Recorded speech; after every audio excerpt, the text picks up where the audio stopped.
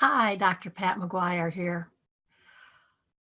I don't know how many of you have ever done this, but when I was younger than kindergarten age, I know this because I still lived in my old house, so I was probably 4 or 5. I ran away from home. Now, it wasn't for long, probably less than half an hour, but my intention was to run away because I was mad at my parents. Now, a lot of kids get mad at their parents, and some take a walk around the block. But in my case, I took a tricycle around the block. We had been out driving in the car on a hot summer day. And so after dinner, as was customary for a lot of parents at that time before there was a lot of air conditioning, we would all get in the car, open the windows all the way, and go riding out in the countryside. So we have the breeze blowing through the car, and we'd have all those great hills that would go up and then down. And it was that down that we all loved because it made our stomach feel all wiggly. But by the time we got home, I wasn't ready to settle in. My mother wanted to give all three of us a bath, but I didn't want a bath. I didn't want to be ready for bed. And I got real mad and I said, I'm running away. I'm leaving home. And so I got on my tricycle and I started pedaling away. Well, my father told my mother to take the other two up and start a bath. And then he did something that really, when I think about it, is unique. He didn't stop me, but he also kept his eye on me. He kept his distance, but followed me the entire distance around our block. And there I was, pedaling away, and just mad, but I knew he was there. I could check and see, and he was there. But I wasn't going to be stopped. I was not going to go take that bath. And by the time we got all the way around the block and back to our house, I was tired. I was ready for a bath because I was feeling kind of hot and sticky. And so my dad took the tricycle and put it away, and I went upstairs. And my mother would not let me have a bath. She said it was too late. I was going to have to go to bed hot and sticky.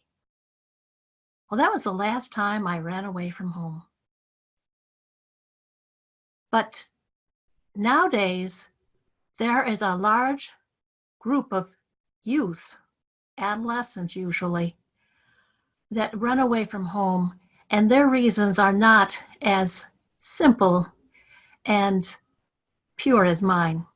They're running away from pain, from trauma, from abuse. The most recent estimates put one youth in 20 as running away each year. That is a lot of young people. And most of them aren't running away to a friend's house. They're ending up homeless. And when you find these children and we talk to them, we find that their reasons are heartbreaking. They may have experienced physical abuse or neglect, sexual abuse, intense bullying. They may have mental illness, or they may live in a house where mental illness and domestic abuse is the key factors of their pain. They may go into substance use because of this, because they're trying to self-medicate or trying to numb. But while they're on the street, they can become victims of crime, sexual abuse. They may actually become criminals themselves, trying to basically live on the streets. Most don't want to come back home because they don't want to come home to what they left. Or they're afraid that when they come home, they will be punished more harshly than before they left. And this indeed happens to many of these youth. They didn't and they don't have a parent who has their back like my dad had my back when I ran away on my tricycle. They need an adult to have their back, whether it be their physician, their principal or a teacher, a minister, or another relative that has their back, that supports them while the world around them gets their act back together.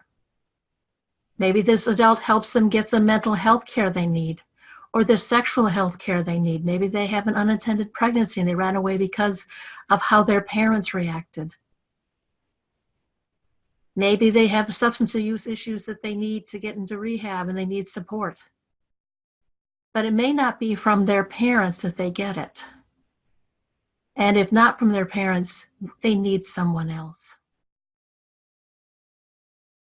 So I was a runaway child, but I had a much more rosy outcome from that, other than having to go to bed sweaty and hot. I had the back of my parents, especially my father, who took time to walk behind me around the block as I ran away from home. This week, see if you can be like my dad was, not forcing your way onto what the child is doing, but instead having their back for when they're ready for the help. Let them know that you will listen. You will help them find resources.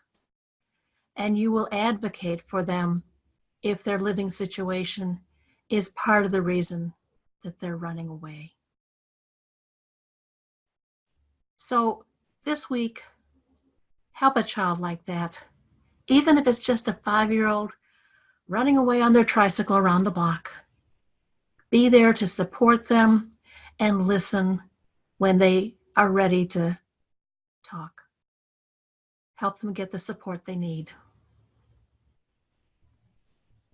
Until next week, bye.